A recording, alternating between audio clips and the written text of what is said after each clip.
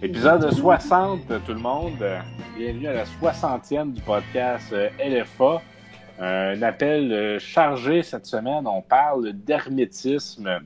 Ben écoute, on en a beaucoup à dire sur le sujet. Oui. Ben, c'est pas mal ma définition de l'hermétisme aussi. En direct de Québec, on a Julien. En direct de la rive sud de Montréal, on a Thierry. En direct de Longue-Pointe, on a Camille. Et moi-même, ben, je suis là de Tétroville. Et on avait Mathieu, notre livrologue, qui était censé se joindre à nous. C'est lui qui est notre spécialiste de l'hermétisme et qui avait proposé le sujet. Donc voilà, l'épisode est lancé. Avant de parler d'hermétisme, moi ces temps-ci, je suis pas mal gros sur les voyages interactifs, c'est-à-dire tu fais des voyages en réalité virtuelle, tu vas voir des villes, tu peux voir des pays. Ces temps-ci, je suis pas mal à Rome, la Rome antique. Puis là, ça te dit, vous êtes dans la Rome antique. Là, on se souvient pas de nos vies antérieures, sauf très rares exceptions, des gens exceptionnels d'exception qui se souviennent de leur vie antérieure, ce qui est pas mon cas à moi. C'est comme avoir une vie intérieure. Ils te disent, vous êtes un fabricant d'amphores à Rome en 500 avant Jésus-Christ. Puis là, c'est ça. Là. C'est la vraie vie là, que tu avais historiquement à cette époque-là. Puis je trouve ça vraiment, vraiment le fun. Fait que je vous recommande ça si vous savez pas quoi faire de vos passe-temps, là, d'aller faire des petits tours à Rome antique ou... Mais Thierry, avant de sauter à l'autre sujet, là, tu parlais de voyage puis tout ça. Puis l'autre jour, j'étais aux toilettes. Puis j'étais assis, puis qu'est-ce qu'il y avait pas? Il y avait une araignée à longue patte. Puis, tu sais, l'araignée à longue patte, quand je sais pas, moi j'ai rarement ça dans ma salle de bain, mais je me suis cru à Macomb Park. Hein? C'est généralement les seules fois que je fais mes besoins avec une araignée à longue patte à côté de moi. C'est pas mal à Macomb Park. Macomb Park? Vraiment... Mais Macomb Park, c'est le camping où est-ce qu'on va depuis 3 générations de Havard. Puis, fait que c'est ça. C'est une belle façon de voyager. Ben, rester chez eux, des fois, c'est comme... Ouais, j'en ai pas mal des araignées, mais c'est vrai que les araignées à longue patte, j'en ai pas tant que ça. Moi, c'est des petites araignées qui jouent un rôle important dans l'écosystème d'un appartement bien constitué. Il faut qu'il y ait au moins une population active d'environ 3000 araignées pour que tout soit équilibré dans les murs, puis que, tu sais... Récemment, elle était énorme de même. On pensait que c'était une araignée en plastique, mais non. Tu sais, là, les araignées que tu veux pas écraser, là, avec un gros, tu sais, comme un gros derrière, béton, là, comme ouais. Une grosse abdomen. Comme... En tout cas, je ne vais pas toucher, mais elle a fait une vraiment belle toile, là. Elle paraissait bien pour l'Halloween, là. Je pense qu'elle a fait une belle job. C'était comme... Non, je pense que je sais de quoi tu parles. On en a eu une aussi à côté de la maison. Mais ces grosses araignées-là, là, qui viennent vraiment grosses, sont impressionnantes. Ben, souvent, ils aiment la chaleur d'une maison. Fait que souvent, ils vont faire leur toile proche d'un édifice. Puis souvent, ils vont faire ça proche aussi de où est-ce qu'il y a un jardin. Fait que je sais pas s'il y avait des plantes à proximité. Nous, il était juste à côté du jardin qui collait sa maison. C'est quoi, ils mangent dans le jardin? Ben, c'est que la grosse araignée, c'est la femelle. Puis, si tu cherches, normalement, au niveau du sol, t'as le mâle. Il est pas bien loin, ça c'est sûr et certain, mais il est plus petit. Tu t'es vraiment informé là-dessus? Ben écoute, quand tu vois une araignée grosse comme ça... Ça mange-tu des insectes, ces araignées-là? Parce que sûrement, c'est comme rien. Parce que ça fait partie des plaisirs de la découverte du monde animal. Ça, quand t'es jeune, là, puis qu'il y a une grosse toile d'araignée dans le cours, là, puis que tu vois l'araignée, tu sais, souvent, t'as envie de faire des offrandes. Tu cherches des mouches, tu cherches des bébites, puis tu vas les lancer dans la toile d'araignée. Puis là, tu peux comme observer. Ben, là, peut-être que c'est un petit peu sadique, mais de l'autre côté, ça fait partie de l'apprentissage. Avec les enfants, l'araignée était assez grosse, puis vu qu'elle était juste à côté de notre table pour quand on mange dehors, elle mangeait comme un peu avec nous, tu sais, elle était juste à côté. On l'avait laissé là, on la dérangeait pas. Puis les enfants, ben on l'a pas nourrie, mais on l'a nommée parce qu'elle était suffisamment grosse et impressionnante. Puis tu sais, elle a été là un bon 2-3 semaines. Les enfants, ils l'ont appelé Petit Oiseau. Fait qu'on avait notre araignée qui s'appelait Petit Oiseau avec nous. Ben, en tout cas, c'était... Mais y a-tu quelqu'un qui avait des choses sur l'hermétisme? Parce que moi, j'ai pas grand-chose. Ben moi, j'ai été voir la page Wikipédia de l'hermétisme, là, puis hermétisme, c'est les stoïciens qui pensent que le premier instinct de l'animal, c'est celui de la conservation, pas le plaisir. Le plaisir, s'il existe, c'est juste un élément surajouté à notre conservation de l'espèce. Il reste en vous quelque chose de végétal. Puis peut-être qu'un moment donné, l'être humanité va retourner à l'état du végétal, ce qui serait dans le fond le sommet de l'hermétisme.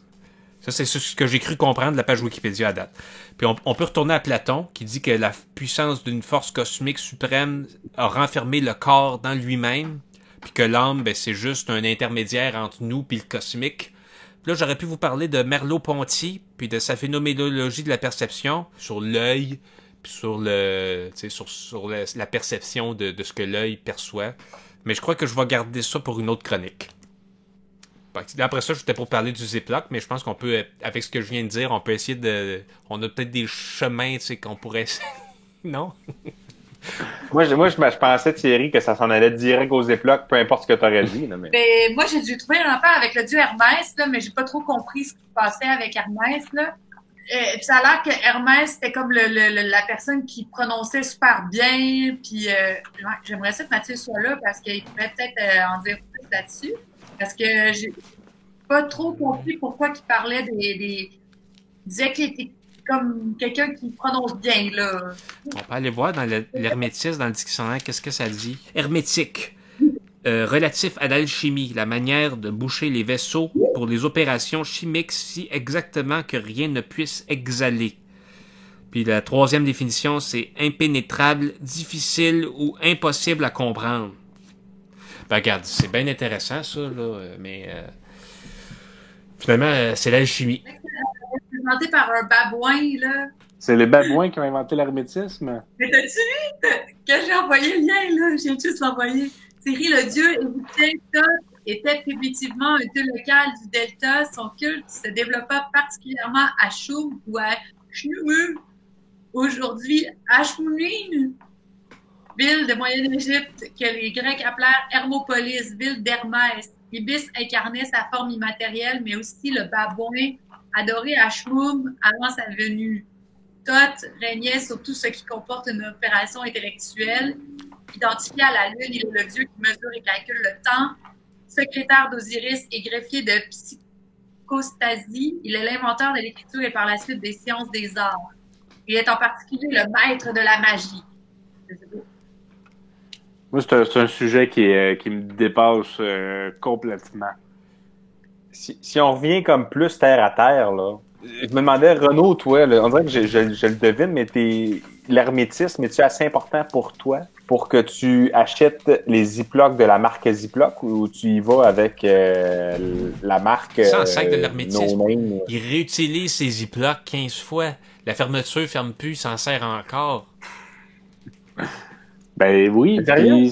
ben c'est que ça prend... Ben, ça se lave, un Ziploc? Non, mais un Ziploc à sandwich là, ou à collation de petites carottes. Là. Le gros Ziploc, oui. OK, fine. Mais les petits, tu laves ça? Ben oui.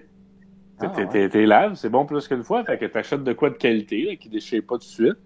Puis t'es laves, puis c'est réutilisable. Maintenant, faut que tu le jettes, t'as pas le choix. Moi, juste le fait d'avoir utilisé ce Ziploc-là pour le podcast, je vais l'acheter.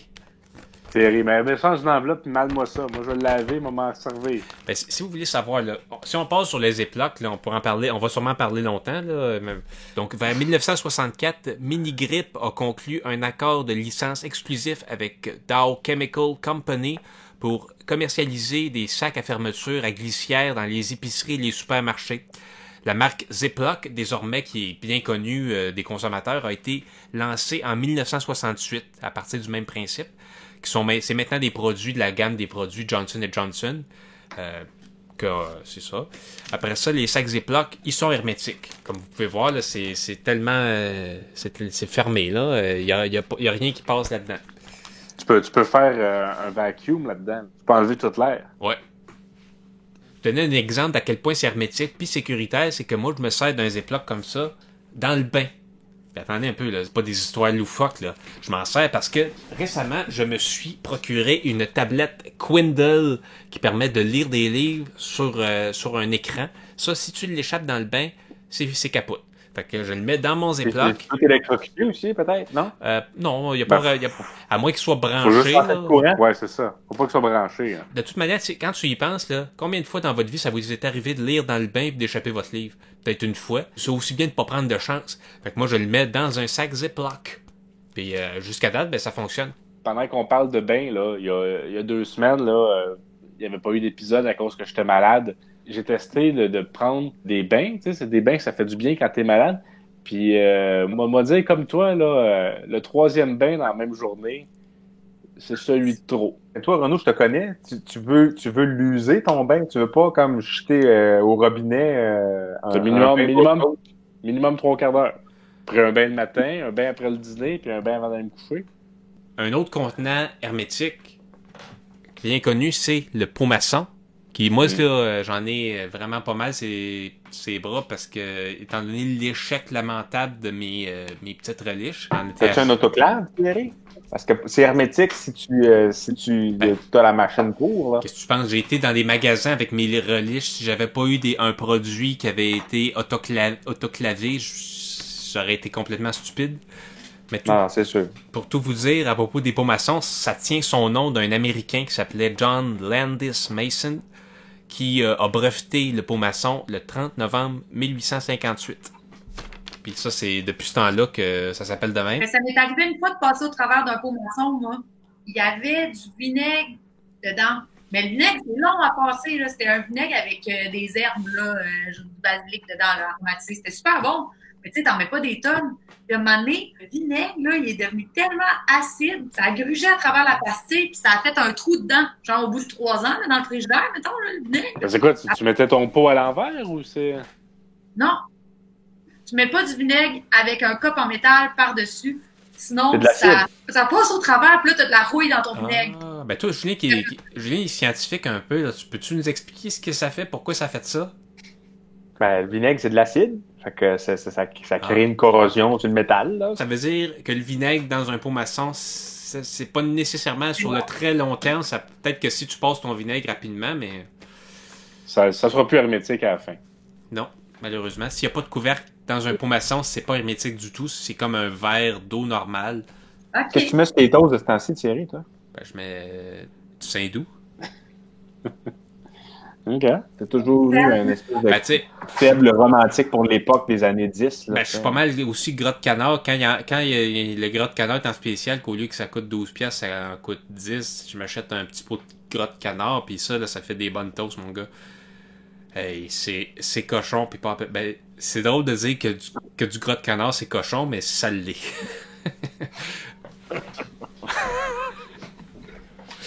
Ouais. Hey, on a parlé de ça au début de la saison 2 sur 2020 qui est le début d'une nouvelle décennie, puis que non, la nouvelle décennie commence en 2021. Mais en tout cas, moi, je reviendrai là-dessus, là, mais il me semble que 2020, j'ai pas envie que ce soit le lancement d'une nouvelle décennie avec tout ce qui se passe puis tout ça. Il me semble que ouais, on devrait être d'accord que c'est 2021, là, le nouveau départ de la décennie. Là. Ouais, ben tu veux-tu que la décennie finisse en queue de poisson, dans le sens que c'est d'un bord ou de l'autre, c'est de valeur, non? Ouais, moi, j'ai les yeux tournés vers le futur, pas vers le passé, Julien. Mais tu as raison que techniquement, la décennie commence en 2021, mais quand on va parler des années 20, on va penser à 2020, à Tiger Tigre, à la pandémie, tout ce qui s'est passé cette année.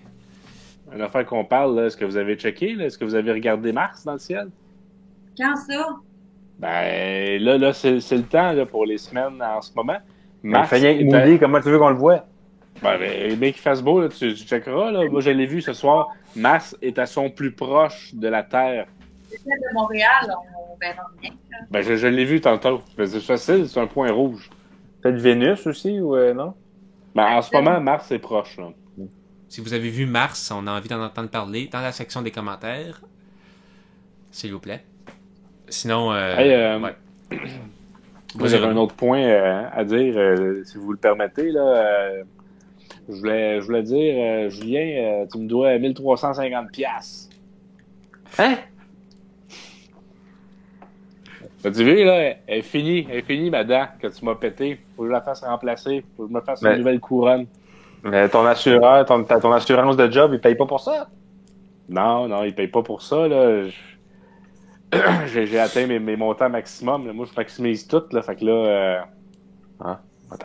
pour ceux qui sont pas au courant, ben, c'est que Julien, quand j'avais 11 ans, m'a cassé cette dent-là en jouant au hockey. Ouais, on va inclure la photo ici, là. Une histoire que mes enfants adorent entendre quand je les couche. Ils me disent, papa, raconte ton histoire quand Parrain t'a cassé là-dedans. Fait que je raconte l'histoire. Que je voulais faire des slap shots, puis... T'avais-tu marqué ton but?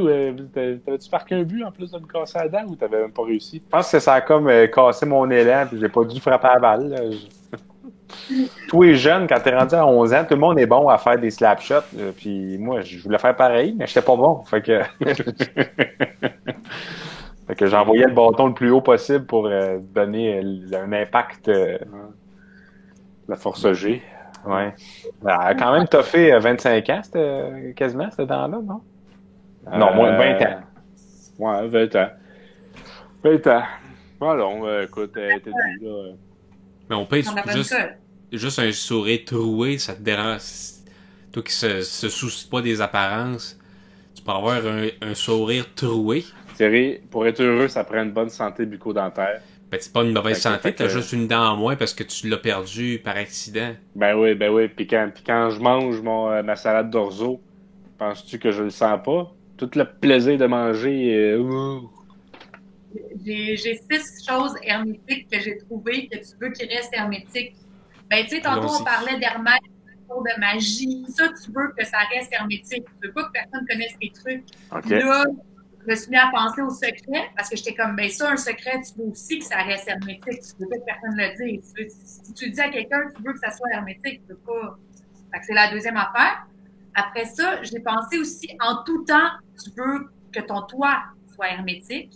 Ouais. Tu veux pas avoir un toit qui fuit parce que sinon, c'est pas un vrai toit. C'est pas ça sa principale caractéristique. Fait que, après ça, j'ai pensé aussi aux fenêtres. Tu veux que ça soit hermétique, mais pas en été. À moins que tu aies l'air climatisé. Là, tu veux que les fenêtres soient hermétiques. Tu veux pas que l'air froid sorte dehors.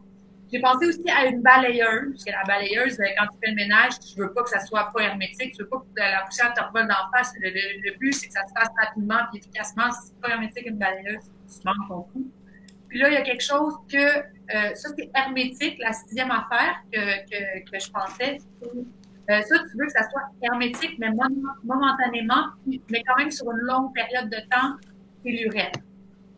Ça, c'est le plaisir qu'on appelle ça de devenir vieux, là. L'urètre hermétique, c'est quelque chose que faut que tu dises, c'est fini, c'est terminé. Il va toujours avoir des petites gouttes qui...